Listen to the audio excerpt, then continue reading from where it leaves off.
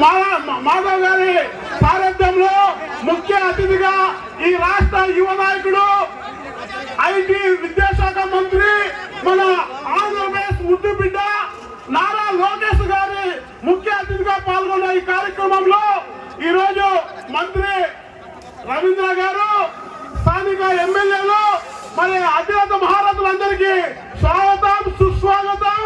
భారత్ మాతా key, Bharat మాతా key. జిందాబాద్ Bharatiya Janata party. వర్ధిల్లాలి కూటమి ఐక్యత. భారత్ మాతా కీ. అమర్ రహే అటల్ బిహారీ వాజ్పేయి గారు, అమర్ రహే అటల్ బిహారీ వాజ్పేయి గారు, అమర్ రహే అటల్ బిహారీ వాజ్పేయి గారు. కూటమి ఐక్యత, కూటమి ఐక్యత. భారత్ మాతా కీ, భారత్ మాతా కీ. అమర్ రహే అటల్ బిహారీ వాజ్పేయి जी, अमर रहे अटल बिहारी वाजपेयी जी.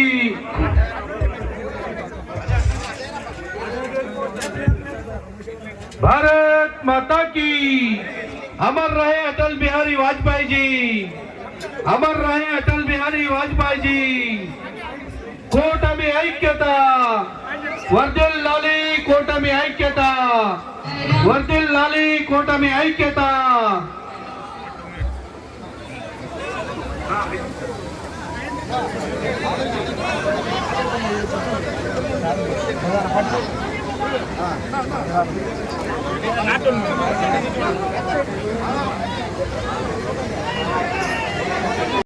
గీతాన్ని ఆలపిస్తాం. వందే మాత్రాన్ని ప్లే చేయవలసిందిగా కోరుచున్నాం.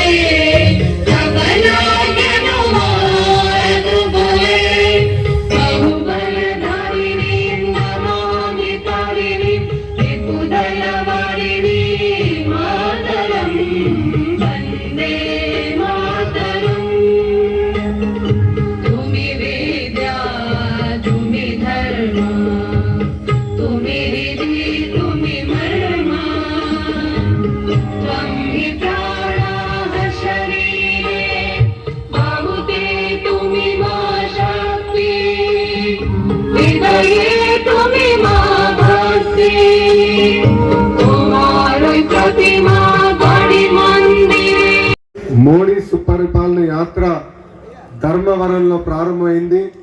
ఇప్పుడే పెద్దలు మాధవ్ గారు చెప్పినట్లు ఈ నెల 25వ తారీఖు నాడు అమరావతిలో ఆ యాత్ర పూర్తవుతుంది. ఇక్కడ మనందరం కూడా అటల్ జీ గారి గొప్పతనమే కాదు, ఆయన సమాజానికి చేసిన సేవ, నైతిక విలువలపైన మనందరం కూడా మాట్లాడుకోవాల్సిన అవసరం ఉంది. చాలా మంది నన్ను అనేక సార్లు అడిగారు, మీ ఇంట్లో విశ్వవిఖ్యాత నట సార్వభౌమ స్వర్గశ్రీ నందమూరి తారక రామారావు గారు ఒక పక్కన, ఇంకో పక్కన చంద్రబాబు నాయుడు గారు ఉన్నారు.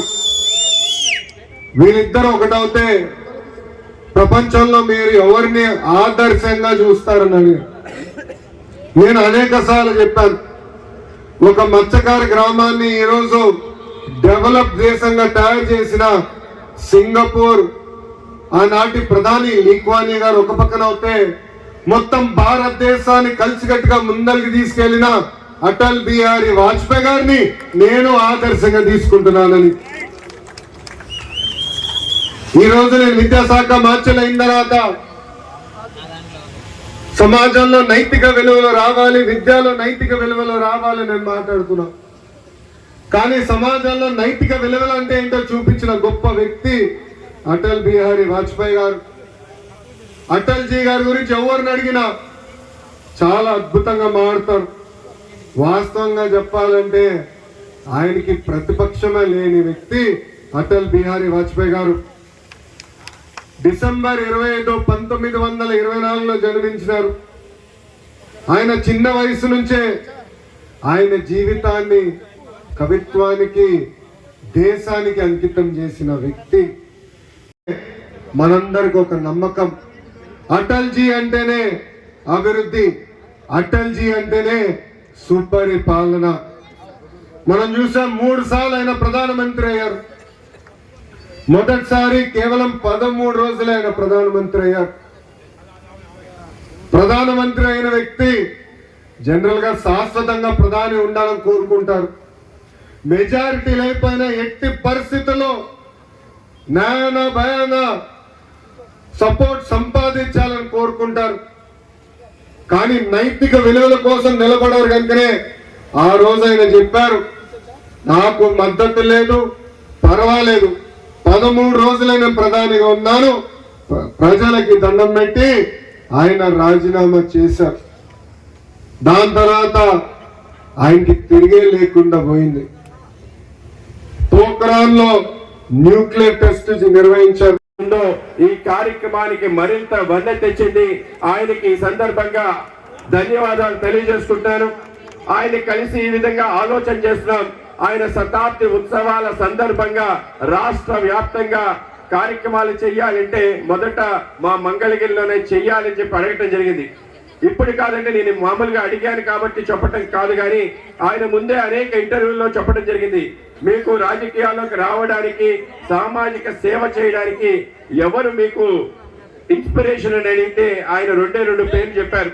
ఏదైతే సింగపూర్ యొక్క నిర్మాత ఏదైతే లీ కువాన్ యూ ఉన్నారో, ఆయన ఏ విధంగా సింగపూర్ ని ఒక చిన్న కుగ్రామం నుంచి ఒక అనితర సాధ్యమైన నగరానిగా మార్చాడో అతను నాకు ఆరాధ్య దేవుడు. రెండో వ్యక్తి అటల్ బిహారీ వాజ్పేయి అని చెప్పి చెప్పడం జరిగింది. అలాగే మొన్న జరిగిన మాక్ అసెంబ్లీలో కూడా ఆయన ఈ మాటే పిల్లలు అడిగితే దానికి సమాధానం చెప్పడం జరిగింది. ఆ విధంగా అటల్ బిహారీ వాజ్పేయి గారి పైన ఎనలేని అభిమానం కలిగిన మన యువ నేత లోకేష్ గారిని ఈ కార్యక్రమానికి రావటం, ఆ విధంగా ఆయన యొక్క విగ్రహానికి నివాళులు అర్పించడం నిజంగానే గొప్ప పరిణామం. అలాగే ఈ కార్యక్రమానికి అధ్యక్షత వహిస్తున్న మా యొక్క జిల్లా అధ్యక్షులు తాతినేని శ్రీరామ్ గారికి, అలాగే ఈ కార్యక్రమం ఈ విధంగా జరగడానికి, ఆ విధంగా సజావుగా అన్ని సాగడానికి ముఖ్య కారణమైన మన యొక్క స్థానిక మంత్రివర్యులు శ్రీ కొల్లు రవీంద్ర గారికి ఈ సందర్భంగా ధన్యవాదాలు కూడా తెలియజేసుకుంటున్నాను. అలాగే ఈ కార్యక్రమంలో పాల్గొంటున్న పెద్దలు మా పార్టీ సీనియర్ నాయకులు ఎమ్మెల్సీ శ్రీ సోమవీర్రాజు గారికి, అలాగే పెద్దలు సుజనా చౌదరి గారికి, అలాగే పెద్దలు ధన్యవాదాలు తెలియజేసుకుంటూ సెలవు తీసుకున్నా.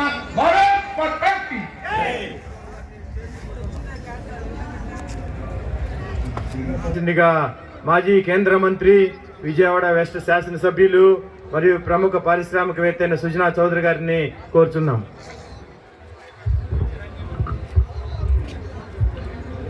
వేదికను అలంకరించిన పెద్దలందరికీ, ఈ సభా కార్యక్రమానికి వచ్చిన ప్రతి ఒక్కరికి పేరు పేరున హృదయపూర్వక నమస్కారాలు.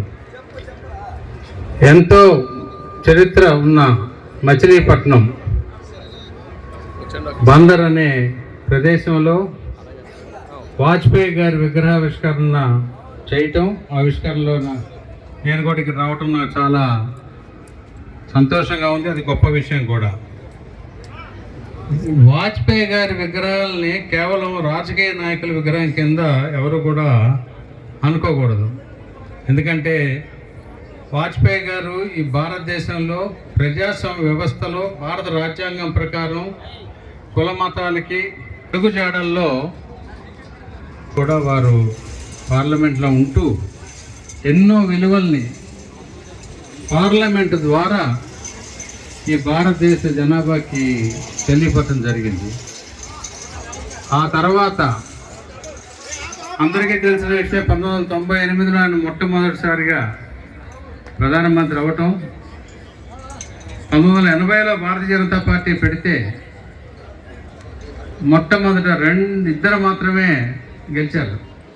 ఇద్దరే పార్లమెంటేరియన్స్ ఉండగా అక్కడి నుంచి కూడా ఏమాత్రం నమ్మకాన్ని కానీ ధైర్యాన్ని కానీ కోల్పోకుండా ప్రజాస్వామ్య పద్ధతిలో ప్రజాస్వామ్య వ్యవస్థలో భారతీయ జనతా పార్టీని పెంపొందిస్తూ తీసుకొచ్చిన గొప్ప నాయకుల్లో వారు ఒకరు.